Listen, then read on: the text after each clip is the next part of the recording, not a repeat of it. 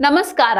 Astro ಪೂಜಾ ಸಂಭವಾಮಿ ಜ್ಯೋತಿಷ್ಯ ಪರಿಹಾರಗಳ ಅಕ್ಷಯ ಪಾತ್ರೆ ವಿಶೇಷ ಕಾರ್ಯಕ್ರಮಕ್ಕೆ ಸ್ವಾಗತ. ನಾನು ಸಿಂಚನ.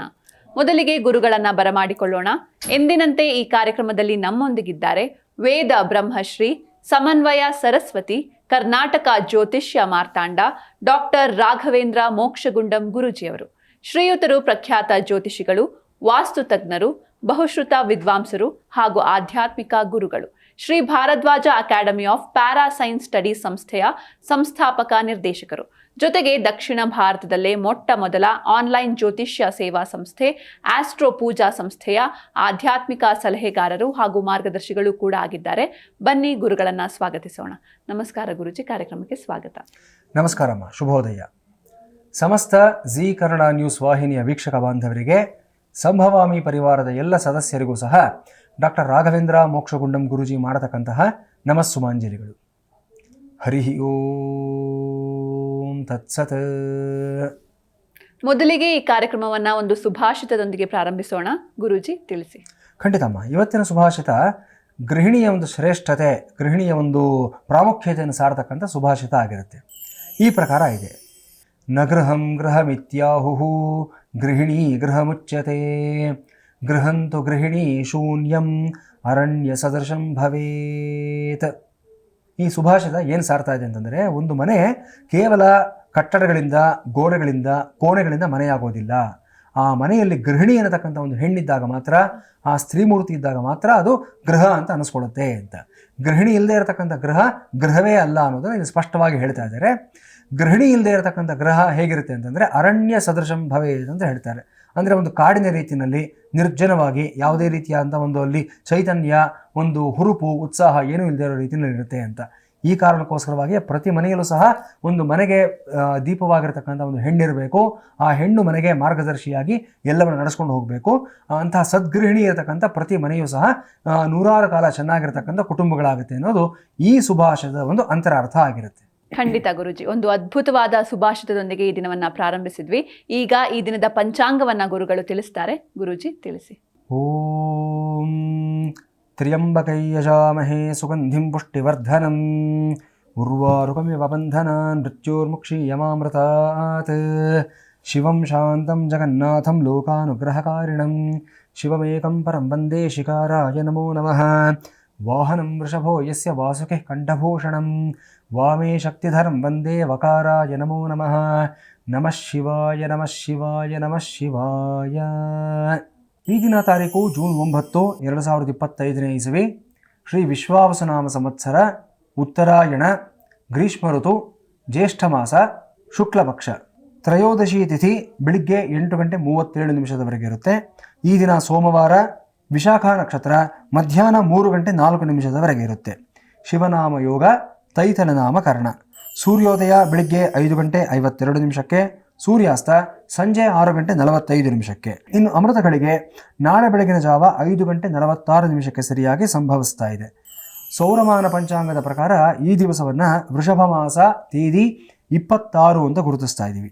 ಇವತ್ತಿನ ರಾಹುಕಾಲ ಬೆಳಿಗ್ಗೆ 7:35 9:11 ಇರುತ್ತೆ. ಯಮಗಂಡ ಕಾಲ ಬೆಳಿಗ್ಗೆ 10:47 12:23 ಇರುತ್ತೆ. ಇವತ್ತಿನ ಗ್ರಹ ಸಂಚಾರ ನೋಡಿದ್ದಾದಲ್ಲಿ ಆರ್ದ್ರ ನಕ್ಷತ್ರದ 1ನೇ ಪಾದಕ್ಕೆ ಬುಧನ ಪ್ರವೇಶ ಆಗ್ತಾ ಇದೆ. ಈ ದಿನದ ವಿಶೇಷ ಆಚರಣೆಗಳನ್ನು ನೋಡಿದ್ದಾದಲ್ಲಿ ಅನಧ್ಯಯನ ಚತುಷ್ಟಯ ಅಂತ ಗುರುತಿಸಿದ್ದಾರೆ. ಇಂದಿನಿಂದ 4 ದಿನಗಳವರೆಗೂ ಸಹ ವೇದಾಧ್ಯಯನ ಮಾಡತಕ್ಕಂಥ ವಿದ್ಯಾರ್ಥಿಗಳಿಗೆ ಒಂದು ವಿರಾಮ, ಅನಧ್ಯಯನ ಅಂತ ತೋರಿಸ್ತಾ ಇದ್ದಾರೆ. ಇಲ್ಲಿ ಮುಂಬರುವಂತಹ ಆಸ್ಟ್ರೋ ಪೂಜಾ ಆಯೋಜಿತ ಪರಿಹಾರ ಪೂಜೆಗಳ ಬಗ್ಗೆ ನಾವು ನೋಡಿದ್ದಾದಲ್ಲಿ 11ನೇ ತಾರೀಕು ಉಡುಪಿ ಕ್ಷೇತ್ರದ ವಿಷ್ಣುಮೂರ್ತಿ ದೇವಸ್ಥಾನದಲ್ಲಿ ಪೌರ್ಣಮಿ ವಿಶೇಷ ಸತ್ಯನಾರಾಯಣ ಪೂಜೆಯನ್ನು ಆಚರಣೆಯನ್ನು ಮಾಡ್ತಾ ಇದ್ದೀವಿ. 14ನೇ ತಾರೀಕು ಶ್ರೀರಂಗಂ ಕ್ಷೇತ್ರದಲ್ಲಿ ಸಂಜೀವನ ಆಂಜನೇಯ ದೇವಸ್ಥಾನದಲ್ಲಿ ಮಹಾಸುದರ್ಶನ ಹೋಮವನ್ನು ಸಹ ನಡೆಸ್ತಾ ಇದ್ದೀವಿ. ಅದೇ 14ನೇ ತಾರೀಕು ಕುಂಭಕೋಣಂ ಕ್ಷೇತ್ರದಲ್ಲಿ ರೆಟ್ಟೈ ಪಿಳ್ಳೆಯಾರ್ ದೇವಸ್ಥಾನದಲ್ಲಿ ಸಂಕಷ್ಟಹರ ಚತುರ್ಥಿ ಪ್ರಯುಕ್ತ ಲಕ್ಷ್ಮೀ ಗಣಪತಿ ಹೋಮವನ್ನು ಸಹ ತುಂಬ ವಿಶೇಷವಾಗಿ ನಡೆಸ್ತಾ ಇದ್ದೀವಿ. ಮತ್ತೆ 14ನೇ ತಾರೀಕು ಉಡುಪಿ ಕ್ಷೇತ್ರದಲ್ಲಿ ಮಹಾಗಣಪತಿ ದೇವಸ್ಥಾನದಲ್ಲಿ ಸಂಕಷ್ಟಹರ ಚತುರ್ಥಿ ಪ್ರಯುಕ್ತ ತ್ರಿಮಧು ಸಹಿತ ಗಣೇಶ ಮೂಲಮಂತ್ರ ಹೋಮವನ್ನು ಸಹ ನಡೆಸಲಾಗ್ತಾ ಇದೆ. ಈಗಾಗಲೇ ನಾನು ತಿಳಿಸ್ಕೊಟ್ಟಿರೋ ಪ್ರಕಾರವಾಗಿ 26ನೇ ತಾರೀಕಿನಿಂದ ಜುಲೈ 4ನೇ ತಾರೀಕುವರೆಗೂ ಸಹ ಕುಂಭಕೋಣಂ ಕ್ಷೇತ್ರದಲ್ಲಿ ಗುಪ್ತ ನವರಾತ್ರಿ ಪ್ರಯುಕ್ತ 9 ದಿನಗಳ ಪರ್ಯಂತ ಪ್ರತಿದಿನವೂ ಸಹ ವಾರಾಹಿ ಹೋಮವನ್ನು ತುಂಬ ವಿಶೇಷವಾಗಿ ತಂತ್ರಸಾರಕ್ಕೆ ಅನುಗುಣವಾಗಿ ನಡೆಸ್ತಾ ಇದ್ದೀವಿ. ಸೊ ನಮ್ಮ ವೀಕ್ಷಕರಿಗೆ ಮತ್ತೊಮ್ಮೆ ನಾನು ವಿನಂತಿ ಮಾಡಿಕೊಡ್ತಾ ಇದ್ದೀನಿ, ಯಾರ್ಯಾರಿಗೆ ಯಾವ್ಯಾವ ಕಾರ್ಯಕ್ರಮದಲ್ಲಿ ಭಾಗವಹಿಸಬೇಕು ಅನ್ನತಕ್ಕಂಥ ಆಸಕ್ತಿ ಇದೆ, ಯಾವ ದೇವತಾ ತತ್ವದ ಕಡೆಗೆ ನಿಮಗೆ ಒಲವು ಇದೆ, ಆ ಪೂಜೆಗೆ ನೀವು ನೋಂದಾವಣಿಯನ್ನು ಮಾಡಿಕೊಳ್ಳಿ, ಅಂದರೆ ಎನ್ರೋಲ್ಮೆಂಟನ್ನು ಮಾಡಿಕೊಳ್ಳಿ. ಆ ಪೂಜೆಯನ್ನು ನೇರ ಪ್ರಸಾರದಲ್ಲಿ ವೀಕ್ಷಿಸಿ ಆ ಭಗವಂತನ ಅನುಗ್ರಹಕ್ಕೆ ಪಾತ್ರರಾಗಿ ನಿಮ್ಮ ಇಡೀ ಕುಟುಂಬದವರ ಹೆಸರು, ನಕ್ಷತ್ರ, ಗೋತ್ರ ಎಲ್ಲವನ್ನ ಸಂಕಲ್ಪದಲ್ಲಿ ಓದಿ ನಿಮ್ಮ ಪರವಾಗಿ ಪೂಜೆಯನ್ನು ಮಾಡಲಾಗುತ್ತೆ. ಪ್ರಸಾದವನ್ನು ಸಹ ನಿಮ್ಮ ಮನೆಗೆ ತಲುಪಿಸಲಾಗುತ್ತೆ. ಈ ಒಂದು ವಿಶೇಷವಾದ ಸೇವೆಯ ಸೌಲಭ್ಯವನ್ನು ತಾವೆಲ್ಲರೂ ಪಡ್ಕೊಳ್ತಕ್ಕಂಥವರಾಗಿ ಅಂತ ಮತ್ತೊಮ್ಮೆ ನಾನು ವಿನಂತಿಸ್ಕೊಳ್ತಾ ಇದ್ದೀನಿ. ಖಂಡಿತ ಗುರೂಜಿ. ಇನ್ನು ವೀಕ್ಷಕರೇ, ನೀವು ಕೂಡ ಅನೇಕ ಸಮಸ್ಯೆಗಳಿಂದ ಬಳಲ್ತಾ ಇದ್ರೆ ಆಸ್ಟ್ರೋ ಪೂಜಾ ಸಂಸ್ಥೆಯನ್ನು ಸಂಪರ್ಕಿಸಬಹುದು. ಟಿವಿ ಸ್ಕ್ರೀನ್ ಮೇಲೆ ಲಭ್ಯ ಇರುವಂಥ ನಂಬರ್ಸ್ಗೆ ಕರೆ ಮಾಡಿ ಗುರುಗಳು ಹಾಗೂ ನುರಿತ ಜ್ಯೋತಿಷಿಗಳ ತಂಡದೊಂದಿಗೆ ಮಾತನಾಡಿ ನಿಮ್ಮ ಸಮಸ್ಯೆಗೆ ತಕ್ಕ ಪರಿಹಾರವನ್ನು ಕಂಡುಕೊಳ್ಳಿ. ಈಗ ಶನಿಗ್ರಹದಿಂದ ಉಂಟಾಗುವಂತಹ ಖಿನ್ನತೆ ಹಾಗೂ ಅದಕ್ಕೆ ಪರಿಹಾರಗಳೇನು ಅನ್ನೋದನ್ನು ಗುರುಗಳು ತಿಳಿಸ್ತಾರೆ. ಗುರೂಜಿ ತಿಳಿಸಿ. ಖಂಡಿತಮ್ಮ. ಇವತ್ತಿನ ದಿವಸ ಶನಿಗ್ರಹದಿಂದ ಉಂಟಾಗತಕ್ಕಂಥ ಖಿನ್ನತೆಗಳ ಬಗ್ಗೆ ನಾವು ವಿಚಾರ ತಿಳ್ಕೊಳ್ಳೋಣ. ನಾನು ಸಾಧಾರಣವಾಗಿ ಎಲ್ಲ ಗ್ರಹಗಳ ಬಗ್ಗೆ ಹೇಳ್ತಾ ಇರ್ತೀನಿ. ಆ ಗ್ರಹ ವೀಕ್ ಆಗಿದ್ದರೆ, ಕೆಟ್ಟ ಸ್ಥಾನದಲ್ಲಿದ್ದರೆ, ಅಂದರೆ ದುಸ್ಥಾನಗಳಲ್ಲಿದ್ದರೆ ಆ ಗ್ರಹದಿಂದ ಡಿಪ್ರೆಷನ್, ಖಿನ್ನತೆ ಉಂಟಾಗುತ್ತೆ ಅಂತ. ಈ ಶನಿ ಒಂದು ಎಕ್ಸೆಪ್ಷನ್ ಅಂತ ಹೇಳಬೇಕು. ಶನಿ ತುಂಬ ಸ್ಟ್ರಾಂಗ್ ಆಗಿದ್ರೂ ಕೂಡ ಡಿಪ್ರೆಷನ್ ಕೊಡ್ತಾನೆ. ಸೊ ಇಲ್ಲಿ ಓವರ್ಲಿ ಡಾಮಿನೆಂಟ್ ಆಗಿರ್ತಕ್ಕಂಥ ಶನಿ ಡಿಪ್ರೆಷನ್ಗೆ ಕಾರಣವಾಗ್ತಾನೆ ಅನ್ನೋದನ್ನು ಶಾಸ್ತ್ರದಲ್ಲಿ ಹೇಳಿದ್ದಾರೆ. ಸೊ ಗಮನ ಇಟ್ಕೋಬೇಕಾಗತ್ತೆ. ಯಾಕಂದರೆ ಪಾಪಗ್ರಹಗಳು ಅವರ ಪೊಸಿಷನಿಂಗ್ ಹೇಗಿರುತ್ತೆ ಅನ್ನೋದ್ರ ಮೇಲೆ ನಾವು ಅಷ್ಟು ಸುಲಭವಾಗಿ ಡಿಸೈಡ್ ಮಾಡೋದಕ್ಕೆ ಆಗೋದಿಲ್ಲ. ಎರಡೂ ರೀತಿಯಲ್ಲಿ ಸಮಸ್ಯೆಗಳು ಉಂಟಾಗ್ತಕ್ಕಂಥ ಸಾಧ್ಯತೆಗಳಿರುತ್ತೆ. ಎಸ್ಪೆಷಲಿ ಶನಿಗ್ರಹದಲ್ಲಿ ಏನಾಗುತ್ತೆ ಅಂದರೆ, ಯಾವ್ಯಾವ ವಿಚಾರಗಳಿಗೆ ಶನಿಗ್ರಹ ಅಸೋಸಿಯೇಟ್ ಆಗಿರುತ್ತೆ ಅಂತಂದರೆ, ಮೊದಲನೇದಾಗಿ ನಮ್ಮ ಇತಿಮಿತಿಗಳು, ಲಿಮಿಟೇಷನ್ಸ್ ಅಂತ ಹೇಳ್ತೀವಿ. ಆಮೇಲೆ ನಮ್ಮ ಭಯಗಳು, ಅಂದರೆ ಫೋಬಿಯಾಸ್ ಅಂತ ಹೇಳ್ತೀವಿ ನಾವು. ಈ ಫೋಬಿಯಾಗಳಿಗೆ ರಾಹುನು ಸಹ ಕಾರಕನಾಗ್ತಾನೆ, ಪ್ರಧಾನವಾಗಿ ಶನಿ ಕಾರಕನಾಗ್ತಾ ಹೋಗ್ತಾನೆ. ಜೊತೆಗೆ ಡಿಟ್ಯಾಚ್ಮೆಂಟ್, ಅಂದರೆ ಎಲ್ಲದರಿಂದ ದೂರ ಹೋಗ್ತಕ್ಕಂಥ ಮನಸ್ತತ್ವ. ಜೊತೆಗೆ ನೋವು, ಇದೆಲ್ಲರಿಗೂ ಗೊತ್ತಿರುವಂಥದ್ದು, ಸಾರೋ ಅಂತ ಹೇಳ್ತೀವಿ ನಾವು. ಈ 4 ವಿಚಾರಗಳನ್ನು ಶನಿನೇ ಗೌರ್ನ್ ಮಾಡತಕ್ಕಂಥದ್ದು. ಸೊ ಜಾತಕದಲ್ಲಿ ಶನಿ ನಿಮಗೆ ವೀಕ್ ಆಗಿದ್ದಾರೆ ಅಂತಂದರೆ, ಮೊದಲನೇದೇನಾಗುತ್ತೆ, ಸದಾಕಾಲ ನಿಮ್ಮ ಇತಿಮಿತಿಗಳ ಬಗ್ಗೆನೇ ಯೋಚನೆ ಮಾಡ್ತಾ ಇರ್ತೀರಾ. ನನ್ನ ಕೈಲಾಗಲ್ಲ, ನಾನು ಮುಂದಕ್ಕೆ ಹೋಗೋಕ್ಕಾಗೋದಿಲ್ಲ, ನಾನು ಸಾಧನೆ ಮಾಡೋಕ್ಕಾಗೋದಿಲ್ಲ, ಈ ಮೈಂಡ್ ಸೆಟ್ಟಲ್ಲೇ ಸದಾಕಾಲ ಇರ್ತೀರಾ ನೀವು. ಜೊತೆಗೆ ಭಯ ಅನ್ನೋದು ಏನೋ ಒಂದು ವಿಷಯಕ್ಕೆ ನಿಮಗೆ ಕಾಡ್ತಾನೆ ಇರುತ್ತೆ. ನಿಮಗೆ ಒಂದಲ್ಲ ಒಂದು ರೀತಿಯಾದಂಥ ಫೋಬಿಯಾ, ಪೈರೋಫೋಬಿಯಾ ಆಗ್ಬೋದು, ಅಂದರೆ ಬೆಂಕಿಯ ಒಂದು ಭಯ ಆಗ್ಬೋದು, ಆಲ್ಟೋಫೋಬಿಯಾ ಆಗ್ಬೋದು, ಅಂದರೆ ತುಂಬ ಎತ್ತರದ ಪ್ರದೇಶಗಳಿಗೆ ಹೋದರೆ ಭಯ ಆಗ್ತಕ್ಕಂಥದ್ದು. ಈ ರೀತಿ 100 ರೀತಿಯಾದಂಥ ಫೋಬಿಯಾಗಳಿರುತ್ತೆ. ಅದೆಲ್ಲದಕ್ಕೂ ಕಾರಣ ಅಂತಂದರೆ ಜಾತಕದಲ್ಲಿರ್ತಕ್ಕಂಥ ದುರ್ಬಲ ಶನಿನೇ ಆಗಿರ್ತಾನೆ. ಎರಡನೇದೇನಾಗುತ್ತೆ ಅಂತಂದರೆ, ಶನಿ ಓವರ್ ಡಾಮಿನೆಂಟ್ ಆಗಿದ್ದಾಗ ಜಾತಕದಲ್ಲಿ, ಅಂದರೆ ಉಚ್ಚ ಸ್ಥಾನದಲ್ಲಿದ್ದಾಗ, ಅಥವಾ ಬೇರೆ ಶುಭ ಗ್ರಹಗಳ ಜೊತೆಯಲ್ಲಿ ಶನಿ ಇದ್ದಾಗ, ಅಥವಾ ತುಂಬ ವೀಕ್ ಆಗಿದ್ರೂ ಅಷ್ಟೇ, ಈ ಎರಡೂ ರೀತಿಯಲ್ಲಿ ಸಮಸ್ಯೆಗಳುಂಟಾಗುತ್ತೆ. ಏನು ಸಮಸ್ಯೆ ಆಗುತ್ತೆ ಅಂತಂದರೆ, ನಿರಂತರವಾಗಿ ಒಂದು ಖಿನ್ನತೆಯಲ್ಲಿ ಇದ್ದೇ ಇರ್ತಾರೆ ಅವರು ಸದಾಕಾಲ. ಕೆಲವರು ನೋಡಿ ಬಾಯಲ್ಲಿ ಒಂದು ಒಳ್ಳೆ ಮಾತು ಬರೋದೇ ಇಲ್ಲ ಅವರಿಗೆ. ಏನೇ ಮಾತಾಡಿದ್ರು ನೆಗೆಟಿವೇ ಮಾತಾಡ್ತಾರೆ. ಅಯ್ಯೋ ಅವಾಗ ಆಗಿತ್ತು, ನಾನು ಈ ವಯಸ್ಸಲ್ಲಿ ಈ ಅವಕಾಶ ಬಂದಿತ್ತು, ಬಳಸ್ಕೊಳ್ಳಿಲ್ಲ. ನನಗೆ 10ನೇ ಕ್ಲಾಸ್ ಪಾಸ್ ಆದಮೇಲೆ ನಾನು ಇನ್ನೇನೋ ಮಾಡಬೇಕು ಅಂದ್ಕೊಂಡಿದ್ದೆ, ಮಾಡಲೇ ಇಲ್ಲ. ಫಾರಿನ್ಗೆ ಅವಕಾಶ ಸಿಕ್ಕಿತ್ತು, ಹೋಗಲೇ ಇಲ್ಲ. ಒಳ್ಳೆ ಸಂಬಂಧ ಬಂದಿದ್ದು, ಮದುವೆ ಮಾಡ್ಕೊಳ್ಳೇ ಇಲ್ಲ ನಾನು. ಈ ಮಾತುಗಳನ್ನೇ ಹೇಳ್ತಾ ಇರ್ತಾರೆ ಅವರು ಸದಾಕಾಲ. ನೆಗೆಟಿವ್, ಅವ್ರದ್ದೇನು ತಪ್ಪಿರಲ್ಲ ಪಾಪ, ಗ್ರಹದ ಪ್ರಭಾವ ಪ್ರಕಾರ ಇರುತ್ತೆ. ಸೊ ಪ್ರೊಲಾಂಗ್ಡ್ ಮೆಲಾಂಕಲಿ ಅಂತ ಹೇಳ್ತೀವಿ, ಅಂದರೆ ತುಂಬ ವಿಸ್ತಾರಿತವಾಗಿರ್ತಕ್ಕಂಥ ನೋವು ಅವರನ್ನು ಕಾಡ್ತಾ ಇರುತ್ತೆ. ಅದನ್ನು ಕರೆಕ್ಟಾಗಿ ಅಡ್ರೆಸ್ ಮಾಡಿ ನಾವು ಅಸ್ಟ್ರಾಲಾಜಿಕಲಾಗಿ ಪರಿಹಾರ ಕೊಡಬೇಕಾಗುತ್ತೆ. ಮತ್ತೊಂದು ಹಂತದಲ್ಲಿ ಏನು ಸಮಸ್ಯೆ ಆಗುತ್ತೆ ಅಂತಂದರೆ, ಶನಿ ದೃಷ್ಟಿ ಏನಾದರೂ ಚಂದ್ರನ ಮೇಲೆ ಅಥವಾ ಬುಧನ ಮೇಲೆ ಬಿದ್ದಿದ್ದಾದಲ್ಲಿ ಇವ್ರುಗಳು ಯಾವ ಥರ ಆಗುತ್ತೆ ಅಂದರೆ, ಸದಾಕಾಲ ಒತ್ತಡದಲ್ಲಿರ್ತಾರೆ ಇವರು. ನೀವು ನೋಡಿ, ಕೆಲವರು ಎಸ್ಪೆಷಲಿ ಅದರಲ್ಲೂ ಸಹ ಹೆಣ್ಮಕ್ಳು ಪಾಪ ಕೆಲಸ ಮಾಡ್ತಾ ಇರ್ತಾರೆ. Working women plus married women ಆಗಿದ್ದಂದ್ರು ತುಂಬ ಎಕ್ಸ್ಟ್ರೀಮ್ ಪ್ರೆಷರ್ಸ್ ಇರುತ್ತೆ ಅವ್ರಿಗೆ. ಯಾರು ಏನು ಹೇಳಿದ್ರು ಸಹ ಎಲ್ಲದಕ್ಕೂ ಒಪ್ತಾರೆ, ಎಲ್ಲದಕ್ಕೂ ಒಂದು ರೀತಿಯಲ್ಲಿ ಅವರು ಎಸ್ ಅಂದ್ಕೊಂಡು ಕೆಲಸ ಮಾಡ್ಕೊಂಡು ಹೋಗ್ತಾ ಇರ್ತಾರೆ. ಆದರೆ ಅವರು ಒಳಗಡೆ ಇರೋ ಒತ್ತಡ ಯಾರಿಗೂ ಗೊತ್ತಾಗೋದಿಲ್ಲ. ಅವರಿಗೆ ಆ ಕಡೆ ಮನೆಯೂ ಬ್ಯಾಲೆನ್ಸ್ ಮಾಡೋಕ್ಕಾಗಲ್ಲ, ಈ ಕಡೆ ವರ್ಕ್ನೂ ಬ್ಯಾಲೆನ್ಸ್ ಮಾಡೋದಕ್ಕಾಗೋದಿಲ್ಲ. ಅಲ್ಲಿ ಹೋದರೆ ಮನೆಯಲ್ಲಿ ಅವರೊಂಥರ ಗಿಲ್ಟ್ ಕಾನ್ಷಿಯನ್ಸ್ ಇವರಲ್ಲಿ ಕ್ರಿಯೇಟ್ ಮಾಡ್ತಾರೆ. ಇಲ್ಲಿ ಬಂದರೆ ಅಲ್ಲಿ ನಾನು ಕರೆಕ್ಟಾಗಿ ಫೋಕಸ್ ಮಾಡೋಕ್ಕಾಗ್ತಾ ಇಲ್ವಲ್ಲ ಅನ್ನೋ ಒಂದು ಭಯ ಅವ್ರನ್ನ ಕಾಡ್ತಾ ಇರುತ್ತೆ. ಸೊ ಗಂಡಸರಿಗೂ ಇರುತ್ತೆ, ಆದರೆ ಹೆಣ್ಣು ಮಕ್ಕಳಿಗೆ ಈ ಥರ ಒಂದು ವಿಪರೀತವಾದ ಭಾವನಾತ್ಮಕವಾದ ಒತ್ತಡ ಇರುವಂಥ ಸಾಧ್ಯತೆಗಳಿರುತ್ತೆ. ಯಾವಾಗ ಈ ಥರ ಆಗುತ್ತೆ ಅಂದರೆ, ಶನಿ ದೃಷ್ಟಿ ಚಂದ್ರನ ಮೇಲೆ ಬಿದ್ದಾಗ ಅಥವಾ ಶನಿ ದೃಷ್ಟಿ ಬುಧನ ಮೇಲೆ ಬಿದ್ದಾಗ ಈ ಥರ ಆಗಿರೋ ಸಾಧ್ಯತೆಗಳಿರುತ್ತೆ. ಒಂದು ವೇಳೆ ಶನಿ ಏನಾದರೂ ಜಾತಕದಲ್ಲಿ ಚಂದ್ರನ ಜೊತೆ ಸಂಯೋಗ ಇದೆ ಅಂತ ಇದ್ದಾದ ಪಕ್ಷದಲ್ಲಿ, ಶನಿ ಚಂದ್ರ ಯುತಿ ಇದ್ದಾದಲ್ಲಿ, ಶನಿ ಚಂದ್ರ ಪರಸ್ಪರ ದೃಷ್ಟಿ ಬಿದ್ದಿದ್ದಾದ ಪಕ್ಷದಲ್ಲಿ ಇವ್ರುಗಳು ಹೇಗಿರ್ತಾರೆ ಲೈಫ್ನಲ್ಲಿ ಇವ್ರಿಗೆ ಅಂತಂದರೆ, ಎಮೋಷನಲ್ ಸಪ್ರೆಷನ್ ಆಗೋಗಿರುತ್ತೆ ಇವ್ರಿಗೆ. ಅಂದರೆ ಇವರು ಭಾವನೆಗಳನ್ನು ಇವರು ಹೇಳ್ಕೊಳ್ಳೋದಕ್ಕೆ ಅವಕಾಶ ಕೊಟ್ಟಿರೋದಿಲ್ಲ. ಈಗ ಒಂದು ಪುಟ್ಟ ಮಗು ಆಗಿರಲಿ, ಒಂದು ಹದಿಹರೆಯಕ್ಕೆ ಬಂದಿರತಕ್ಕಂಥ ಒಂದು ಹುಡುಗಿ ಆಗಿರಲಿ ಅಥವಾ ಒಂದು ಹುಡುಗ ಆಗಿರಲಿ, ಏನೋ ಹೇಳಕ್ಕೆ ಹೋದಾಗ ಅವ್ರು ಬಾಯಿ ಮುಚ್ಚಿಸ್ಬಿಡ್ತಾರೆ ಮನೆಯಲ್ಲಿ. ತಂದೆ ತಾಯಿಂದರಾಗಲಿ, ಸ್ಕೂಲ್ನಲ್ಲಿ ಹೋದರೆ ಅಲ್ಲಿ ಟೀಚರ್ಸ್ ಆಗಲಿ, ಎಲ್ಲರೂ ಅಷ್ಟೇ. ಸೊ ಈ ಭಾವನಾತ್ಮಕವಾದಂಥ ಒಂದು ಸಪ್ರೆಷನ್ ಆದಾಗ ಅದು ಎಲ್ಲೋ ಒಂದು ಕಡೆ ಎಕ್ಸ್ಪ್ಲೋರ್ಡ್ ಆಗೋದಕ್ಕೆ ಕಾಯ್ತಾ ಇರುತ್ತೆ. ಅದೆಲ್ಲ ಯಾವ ಥರಕ್ಕೆ ದಾರಿ ಮಾಡುತ್ತೆ ಅಂತಂದರೆ ಅಲ್ಟಿಮೇಟ್ಲಿ ಅದೆಲ್ಲವೂ ಸಹ ಡಿಪ್ರೆಷನ್ಗೆ ಕಾರಣ ಆಗ್ತಾ ಹೋಗುತ್ತೆ. ಆಮೇಲೆ ಕಾರ್ಮಿಕ್ ಪ್ಯಾಟ್ರನ್ಸ್ ಅಂತ ನಾವು ಹೇಳ್ತೀವಿ. ಇಂತಹ ವ್ಯಕ್ತಿಗಳಿಗೆ ಚಿಕ್ಕ ವಯಸ್ಸಿನಲ್ಲಿ ಆಗಿರುವಂಥ ಅನುಭವ, ಹಿಂದಿನ ಜನ್ಮದಲ್ಲಿ ಆಗಿರತಕ್ಕಂಥ ಅನುಭವ, ಈ ಅರ್ಲಿ ಲೈಫ್ ಎಕ್ಸ್ಪೀರಿಯನ್ಸಸ್ ಏನಿರುತ್ತೆ ಅದು ಇವ್ರನ್ನ ಶೇಪಪ್ ಮಾಡ್ತಾ ಹೋಗುತ್ತೆ. ಜೀವನದಲ್ಲಿ ಎಷ್ಟೇ ದೊಡ್ಡ ಮಟ್ಟಕ್ಕೆ ಹೋದರೂ ಸಹ ಆ ಅನುಭವಗಳು ಇವ್ರನ್ನ ಮುಂದಕ್ಕೆ ಹೋಗೋದಕ್ಕೆ ಬಿಡೋದಿಲ್ಲ, ಅಲ್ಲಲ್ಲಿ ಕಟ್ ಹಾಕ್ತಾ ಇರುತ್ತೆ ಇವರನ್ನು. ಇದೆಲ್ಲವೂ ಡಿಪ್ರೆಷನ್ಗೆ ದಾರಿ ಆಗ್ತಾ ಹೋಗುತ್ತೆ. ಸೊ ಇಷ್ಟೆಲ್ಲ ಕಾರಣಗಳಿಂದ ಶನಿಯಿಂದ ಆಗಬಹುದಾದಂಥ ಖಿನ್ನತೆಗಳು ನಮಗೆ ಏನೇನಿದೆ ಅನ್ನೋದು ಇವಾಗ ಅರ್ಥ ಆಗಿದೆ. ಸೊ ಆಟೋಮೆಟಿಕಲಿ ನೆಕ್ಸ್ಟ್ ನಾವು ನೋಡಬೇಕಾಗಿರುವಂಥದ್ದು ಪರಿಹಾರಗಳು ಆಗಿರುತ್ತೆ. ಸೊ ಶನಿಯಿಂದ ಆಗಿರತಕ್ಕಂಥ ಪರಿಹಾರಗಳಿಗೆ ನಿವಾರಣೆ ಮಾಡ್ಕೋಬೇಕು ಅಂದರೆ ಮೊದಲನೇದಾಗಿ ನೀವು ಸೇವಾ ಮನೋಭಾವವನ್ನು ಬೆಳೆಸ್ಕೋಬೇಕಾಗುತ್ತೆ. ಸೊ ನೀವು ಆದಷ್ಟು ಸರ್ವಿಸ್ ಓರಿಯೆಂಟೆಡ್ ಮೆಂಟಾಲಿಟಿನ ಬೆಳೆಸ್ಕೊಳ್ಳಿ. ಒಂದು NGOನಲ್ಲಿ ಕೆಲಸ ಮಾಡಿ, ವೃದ್ಧಾಶ್ರಮದಲ್ಲಿ ಕೆಲಸ ಮಾಡಿ, ಅದು ಶನಿವಾರದ ದಿವಸನೇ ಮಾಡಬೇಕು. ಶನಿವಾರ ದಿವಸ ನಿಮ್ಮ ಜನ್ಮ ನಕ್ಷತ್ರದ ದಿವಸ ನೀವು ಮಾಡಿದ್ದಾದಲ್ಲಿ ತುಂಬ ವಿಶೇಷವಾದ ಫಲಿತಾಂಶ ಸಿಗುತ್ತೆ. ಒಂದು ಆರ್ಫನೇಜ್ಗೆ ಹೋಗಿ, ಒಂದು ಅನಾಥಾಶ್ರಮಕ್ಕೆ ಹೋಗಿ, ಒಂದು ಅಂಗವಿಕಲರಿಗೆ ನೀವು ಶುಶ್ರೂಷೆಯನ್ನು ಮಾಡಿ, ಇದೆಲ್ಲವನ್ನು ಮಾಡೋದ್ರಿಂದ ಆ ಸೇವಾ ಮನೋಭಾವದಿಂದನೇ ನಿಮ್ಮ ಕರ್ಮಗಳು ಕಳೆಯುತ್ತೆ. ಸೊ ಆ ಭಾವನೆಯಿಂದ ಹೊರಗಡೆ ಬರ್ತೀರಾ. ಅಂದರೆ ಜೀವನದಲ್ಲಿ ಏನಂತಂದರೆ ನಮಗಿನ್ನ ಎತ್ತರದಲ್ಲಿರ್ತಕ್ಕಂಥ ವ್ಯಕ್ತಿಗಳು ಇರ್ತಾರೆ, ನಮಗಿನ್ನ ಕೆಳಗಡೆ ಇರತಕ್ಕಂಥ ವ್ಯಕ್ತಿಗಳು ಇರ್ತಾರೆ. ನನಗೆ ನನ್ನ ಡಿಪ್ರೆಷನ್ನೇ ದೊಡ್ಡದು ಅಂತ ಅಂದ್ಕೊಂಡ್ರೆ ಈ ಥರದ ವ್ಯಕ್ತಿಗಳು ನೋಡಿದಾಗ ರೋಗಿಗಳು, ಅಂಗವಿಕಲರು, ವಯಸ್ಸಾದವರು, ದುರ್ಬಲರು, ಇನ್ನೊಬ್ಬರ ಮೇಲೆ ಸದಾಕಾಲ ಅವಲಂಬಿತರು, ಇಂಥವ್ರು ನೋಡಿದಾಗ ಗೊತ್ತಾಗುತ್ತೆ ಅವ್ರ ಸಮಸ್ಯೆ ಮುಂದೆ ನಂದು ಏನೂ ಇಲ್ಲ ನನಗೆ ಅನ್ನತಕ್ಕಂಥದ್ದು. ಸೊ ಆ ರೀತಿಯಾದಂಥ ಮನೋಭಾವ ಬೆಳೆಸ್ಕೋಬೇಕು ಅಂತ, ಜೊತೆಗೆ ಅವ್ರಿಗೆ ಮಾಡಿರ್ತಕ್ಕಂಥ ಸೇವೆಯಿಂದ ನಿಮ್ಮ ಕರ್ಮಗಳು ಕಳೆಯುತ್ತೆ. ಇದು ಭಾಳ ಇಂಪಾರ್ಟೆಂಟ್ ಆಗಿರುವಂಥ ವಿಚಾರ. ಸೊ ಸೇವಾ ಮನೋಭಾವ ಬೆಳೆಸ್ಕೋಬೇಕು. ಯಾರಿಗೆ ಶನಿಯಿಂದ ಡಿಪ್ರೆಷನ್ ಬಂದಿರುತ್ತೋ ಆ ಥರದವರು.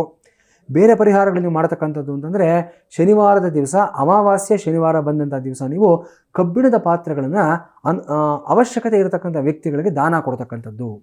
ಸ್ಟೀಲ್ ಪಾತ್ರೆ ಆಗಿರ್ಬೋದು, ಕಬ್ಬಿಣದ ಪಾತ್ರೆ, ಕ್ಯಾಸ್ಟ್ ಐರನ್ ಆದರೂ ಆಗ್ಬೋದು, ಯಾವುದಾದ್ರೂ ಸಹಿ ಯಾರಿಗೆ ಅವಶ್ಯಕತೆ ಇದೆಯೋ ಆ ಥರದ ವ್ಯಕ್ತಿಗಳಿಗೆ ನೀವು ದಾನ ಕೊಡಿ. ಇದರಿಂದ ಸಹ ಈ ಸಮಸ್ಯೆಯಿಂದ ಹೊರಗಡೆ ಬರೋದಕ್ಕೆ ಅನುಕೂಲ ಆಗುತ್ತೆ. ಅರಳಿ ಮರ ಮತ್ತು ಬನ್ನಿ ಮರ, ಈ ಮರದ ಕೆಳಗಡೆ ಕೂತ್ಕೊಂಡು ಧ್ಯಾನ ಮಾಡೋದನ್ನು ಪ್ರಾಕ್ಟೀಸ್ ಮಾಡ್ಕೊಳ್ಳಿ. ನಿಮಗೆ ಯಾವ ಸ್ತೋತ್ರ ಬರುತ್ತೆ, ಯಾವ ಶ್ಲೋಕ ಬರುತ್ತೆ, ಅದನ್ನು ಬನ್ನಿ ಮರದ ಒಂದು ಗಾಳಿ ಏನು ಬರುತ್ತೆ ಆ ಗಾಳಿ ನಿಮ್ಮ ಒಂದು ಮನಸ್ಸಿನ ಮೇಲೆ ಪ್ರಭಾವ ಬೀರೋದ್ರಿಂದ ಮತ್ತು ಅಲ್ಲಿರತಕ್ಕಂಥ ವಾತಾವರಣ ಕಂಪ್ಲೀಟಾಗಿ ನಿಮ್ಮನ್ನು ಈ ಒಂದು ಎಮೋಷನಲ್ ಸ್ಟೇಟಸ್ಸಿಂದ ಹೊರಗಡೆ ಕರ್ಕೊಂಡು ಬರೋದಕ್ಕೆ ಅನುಕೂಲ ಆಗುತ್ತೆ. ನಿಮಗೆ ಈ ಪ್ರಯತ್ನ ಮಾಡಿ ನಿಸರ್ಗದಲ್ಲಿ, ಪ್ರಕೃತಿಯಲ್ಲಿ ಬದುಕೋದನ್ನು ನೀವು ರೂಢಿಯನ್ನು ಮಾಡಿಕೊಳ್ಳಿ. ಮತ್ತೊಂದು ಪ್ರಯತ್ನ ನೀವೇನು ಮಾಡ್ಬೋದು ನೀವು ಅಂತಂದರೆ, ಪ್ರಕೃತಿಯ ಜೊತೆ ಕನೆಕ್ಟ್ ಆಗಬೇಕು ಅಂತ ನಾನು ಹೇಳಿದೆ. ಇದಕ್ಕಿರ್ತಕ್ಕಂಥ ಸುಲಭವಾದ ಪರಿಹಾರ ಅಂತಂದರೆ ಪೌರ್ಣಿಮೆಯ ದಿವಸ ನೀವು ನದಿ ಸ್ನಾನ ಮಾಡ್ತಕ್ಕಂಥದ್ದು, ಇಲ್ಲ ಒಂದು ಕೆರೆ ದಂಡೆಗೆ ಹೋಗ್ತಕ್ಕಂಥದ್ದು, ಸಮುದ್ರ ಸ್ನಾನ ಮಾಡ್ತಕ್ಕಂಥದ್ದು. ಇದನ್ನು ಮಾಡಿದ್ದಾದರೂ ಅಷ್ಟೇ ವಿಶೇಷವಾದ ಒಂದು ಚೈತನ್ಯ ನಿಮ್ಮಲ್ಲಿ ಬರುತ್ತೆ. ಸೊ ಈ ಪ್ರಯತ್ನಗಳನ್ನು ಮಾಡಿ ಖಂಡಿತವಾಗ್ಲೂ ಒಳ್ಳೆಯದಾಗತ್ತೆ. ಇದರ ಜೊತೆಯಲ್ಲಿ ಶನಿ ಶಾಂತಿ ಹೋಮವನ್ನು ಸಹ ಮಾಡಿಸ್ಕೋಬೇಕಾಗತ್ತೆ. ಸಮಸ್ಯೆ ತೀವ್ರತೆ ಜಾಸ್ತಿ ಇದ್ದಾದ ಪಕ್ಷದಲ್ಲಿ ಸುಂದರಕಾಂಡ ಪಾರಾಯಣವನ್ನಾಗಲಿ ಅಥವಾ ಆಂಜನೇಯನಿಗೆ ಒಂದು ಕ್ಷೀರಾಭಿಷೇಕವನ್ನಾಗಲಿ ಮಾಡಿಸ್ಬೇಕಾಗತ್ತೆ. ಇದನ್ನು ಮಾಡಿದ್ದಾದಲ್ಲಿ ಶನಿಯಿಂದ ಉಂಟಾಗತಕ್ಕಂಥ ಡಿಪ್ರೆಷನ್ಸಿಂದ ಹೊರಗಡೆ ಬರುವಂಥ ಸಾಧ್ಯತೆಗಳಿರುತ್ತೆ. ಕೊನೆಯದಾಗಿ ಧಾರಣೆಯ ರೀತಿಯಲ್ಲಿ ಪರಿಹಾರಗಳೇನಾದರೂ ಪಡ್ಕೋಬೇಕು ಶನಿಯಿಂದ ಬರುವಂಥ ಡಿಪ್ರೆಷನ್ಸ್ ಹೊರಗಡೆ ಅಂತಂದರೆ, ಮೊಟ್ಟ ಮೊದಲನೇದಾಗಿ ಬ್ಲೂ ಸಫೈರ್ನ ನೀವು ರಿಂಗಾಗಿ ಮಾಡಿ ಹಾಕ್ಕೊಳ್ತಕ್ಕಂಥದ್ದು. ಎರಡನೇದು ಈ ಬ್ಲೂ ಟರ್ಕಾಯಿಸ್ ಅಂತ ನಾನೇನು ಧಾರಣೆಯನ್ನು ಮಾಡ್ಕೊಂಡಿದ್ದೀನಿ, ಫೈರೋಜಾ ಇರಾನಿ ಅನ್ನೋ ಒಂದು ಸ್ಟೋನು, ಇದನ್ನಾದರೂ ಸರಿ ಬ್ರೇಸ್ಲೆಟ್ ಥರ, ಪೆಂಡೆಂಟ್ ಥರ ಮಾಡಿ ಕತ್ತಲ್ಲಿ ಹಾಕ್ಕೊಳ್ಳಿ. ಇದರಿಂದ ನಾನು ಡಿಪ್ರೆಷನಿಂದ ಹೊರಗಡೆ ಬರ್ತೀರಾ. ನೀವು ಕೆಲವು ವಿಶೇಷವಾದ ಬ್ರೇಸ್ಲೆಟ್ಸ್ ಇರುತ್ತೆ, ಆ ಬ್ರೇಸ್ಲೆಟ್ಸ್ ನೀವು ಧಾರಣೆಯನ್ನು ಮಾಡ್ಕೊಳ್ಳೋದ್ರಿಂದ ಅಷ್ಟೇ ವಿಶೇಷವಾದ ಲಾಭವನ್ನು ಪಡ್ಕೊಳ್ತೀರಾ. ಒಬ್ರು ಕಾಲರ್ ಇದ್ದಾರೆ ಗುರೂಜಿ, ಮಾತಾಡ್ಸೋಣ. ಗಂಗಣ್ಣ ಅಂತ. ನಮಸ್ತೆ ಸರ್. ನಮಸ್ಕಾರ. ನಮಸ್ತೆ, ಯಾರ ಬಗ್ಗೆ ಕೇಳಬೇಕಿತ್ತು? ಪ್ರಶ್ನೆ ಕೇಳಿ ಗಂಗಣ್ಣ ಅವರೇ. ಸಮಯ ನಮಗೆ ಸ್ವಲ್ಪ ಪ್ರಾಬ್ಲಮ್ ಇದೆ, ಮನೆಯಲ್ಲಿ ಇಂಪ್ರೂವ್ಮೆಂಟ್ ಆಗ್ತಾ ಇಲ್ಲ, ನಮ್ಮ ಜೀವನದಲ್ಲಿ ಏನೂ ಮಾಡಕ್ ಆಗ್ತಾ ಇಲ್ಲ.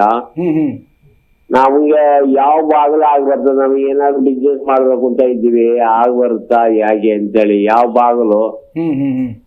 ಈಗ ಮನೆ ಇರೋದು ನಂದಿ ಬಾಗಿಲು. ನಾವಿಲ್ಲಿ ಬೆಂಗಳೂರಿನಲ್ಲಿ ಇದ್ದೀವಿ, ಬಾಡಿಗೆ ಮನೆ. ಊರಿನಲ್ಲಿ ಮನೆ ಇಲ್ಲ ನಮ್ಗೆ. ಏನ್ ಕೆಲಸ ಮಾಡ್ಕೊಂಡಿದ್ದೀರಾ? ನಾವು ಹೋಟ್ಲಲ್ಲಿ ಇದ್ದೀವಿ ಸುಮ್ಮನೆ. ಆಯ್ತು, ಹೋಟ್ಲಲ್ಲಿ ಏನ್ ಕೆಲಸ ಮಾಡ್ತೀರಾ? ಹೌದು, ನಾವು ಬಟ್ರಿ ಕೆಲಸ ಮಾಡ್ತಾ ಇದ್ವಿ. ನಮಗೂ ಏಜ್ ಆಗಿದೆ, ನಾವು ಏನಾದ್ರು ಒಂದು ಸಣ್ಣ ಪುಟ್ಟ ಏನಾದ್ರು ಮಾಡ್ಬೇಕು ಅಂತ ಇದ್ದೀವಿ, ಬರುತ್ತಾ ಹೇಗೆ? ಸರಿ, ಏನ್ ಮಾಡ್ಬೇಕು ನಿಮ್ ಉದ್ದೇಶ? ನಾವು ಸಣ್ಣದಾಗಿ ಏನಾದ್ರು ಒಂದು ಕ್ಯಾಂಟೀನ್ ಗಿಂಟಿಂಗ್ ಇಟ್ಬೇಕು, ಏನಾದ್ರು ಮಾಡ್ಕೊಂಡಿರ್ಬೇಕು ಅಂತೀವಿ. ನಮ್ಗೆ ಗಂಡು ಮಕ್ಳಿಲ್ಲ, ಇಬ್ರು ಹೆಣ್ಮಕ್ಳು ಮದುವೆ ಮಾಡಿವಿ. ಇರ್ಲಿ, ಯೋಚನೆ ಇಲ್ಲ. ನಿಮ್ದು ಹೆಸರು ಮೇಲೆ ತಗೊಂಡ್ರೆ ನಿಮ್ದು ಧನಿಷ್ಠ ನಕ್ಷತ್ರ ಕುಂಭರಾಶಿ ಆಗುತ್ತೆ. ಆಯ್ತಾ? ಈಗ ನಿಮಗೆ 7.5 ಅನ್ನೋ ಒಂದು ಪೀರಿಯಡ್ ಮುಗಿದಿದೆ. ಇಲ್ಲಿಂದ ಆಚೆಗೆ ಒಳ್ಳೆ ದಿನಗಳು ಸ್ಟಾರ್ಟ್ ಆಗುತ್ತೆ.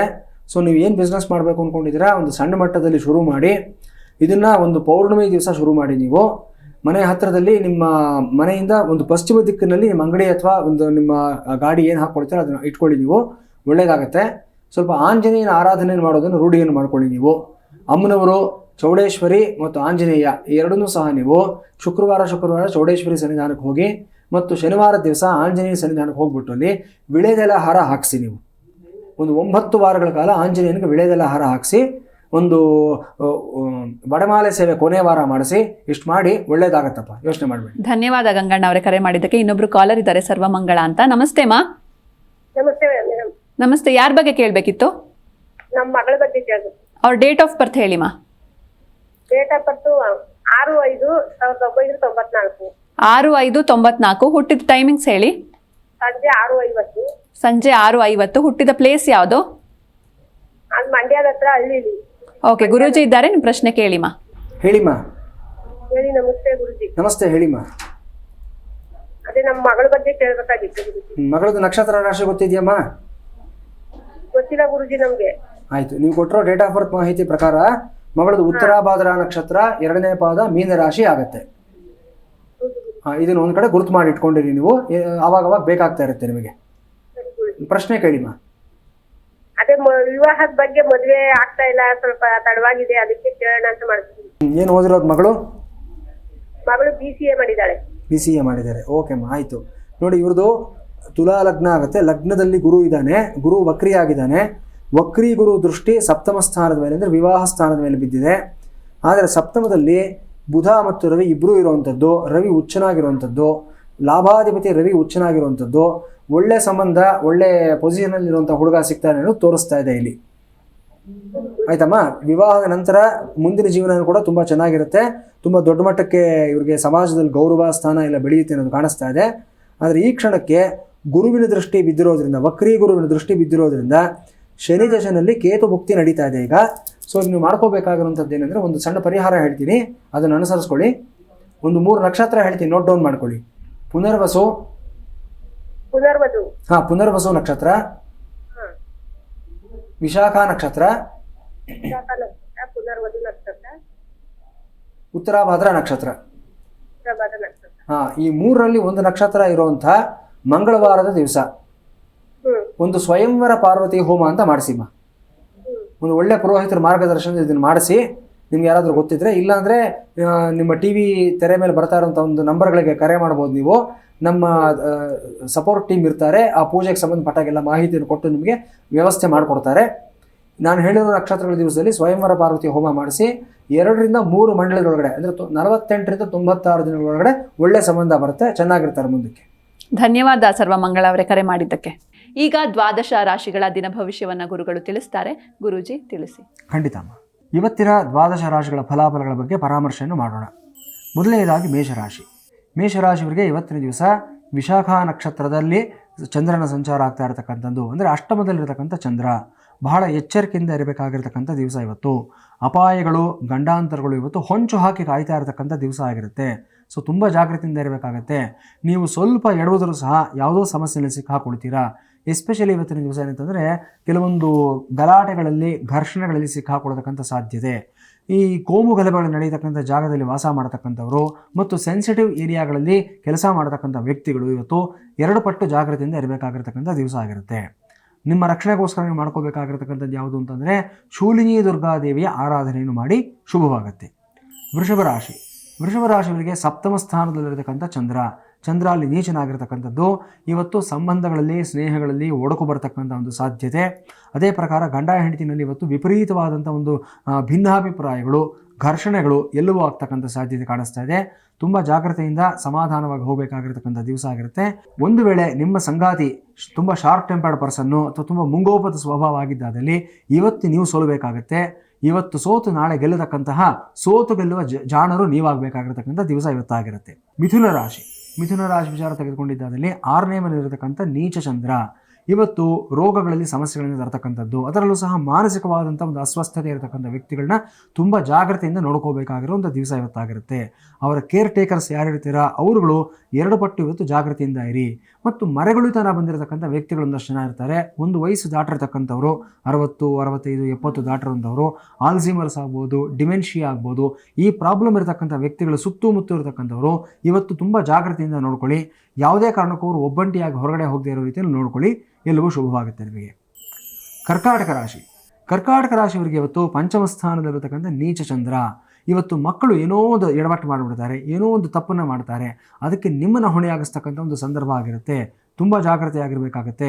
ಇವತ್ತು ಎಲ್ಲೇ ಹೋದರೂ ಅಷ್ಟೇ ಜನ ಮಾತನಾಡ್ತಕ್ಕಂಥದ್ದಿದೆ, ನಿಮ್ಮ ಅಪ್ಪ ಅಮ್ಮ ಯಾರು, ಇದನ್ನೇ ಹೇಳ್ಕೊಟ್ಟಿರೋದ ನಿಮ್ಮ ಅಪ್ಪ ಅಮ್ಮ, ಈ ಪ್ರಶ್ನೆ 100ಕ್ಕೆ 100 ಬಂದೇ ಬರುತ್ತೆ. ಸೊ ಇವತ್ತು ಮಕ್ಕಳು ಸ್ವಲ್ಪ ಅವ್ರನ್ನ ಮಾನಿಟರ್ ಮಾಡಿ, ಅವ್ರನ್ನೊಂಚೂರು ನೀವು ಇವತ್ತು ಟ್ರ್ಯಾಕ್ ಮಾಡಿ, ಎಲ್ಲಿ ಹೋಗ್ತಾ ಇದ್ದಾರೆ, ಏನು ಕೆಲಸ ಮಾಡ್ತಾ ಇದ್ದಾರೆ, ಹೇಳಿದ ಜಾಗಕ್ಕೆ ಹೋಗ್ತಾರಾ ಇಲ್ವಾ, ಇದಿಷ್ಟನ್ನು ಗಮನಿಸ್ಕೊಂಡ್ರೆ ಎಲ್ಲವೂ ಶುಭವಾಗಿರುತ್ತೆ ನಿಮಗೆ. ಸಿಂಹರಾಶಿ. ಸಿಂಹರಾಶಿಯವರಿಗೆ ಚತುರ್ಥ ಸ್ಥಾನದಲ್ಲಿರತಕ್ಕಂಥ ನೀಚ ಚಂದ್ರ. ಇವತ್ತು ವಿದ್ಯಾರ್ಥಿಗಳಿಗೆ ಸಾಕಷ್ಟು ಆಶಾಭಂಗ ಆಗತಕ್ಕಂಥ ಒಂದು ದಿವಸ.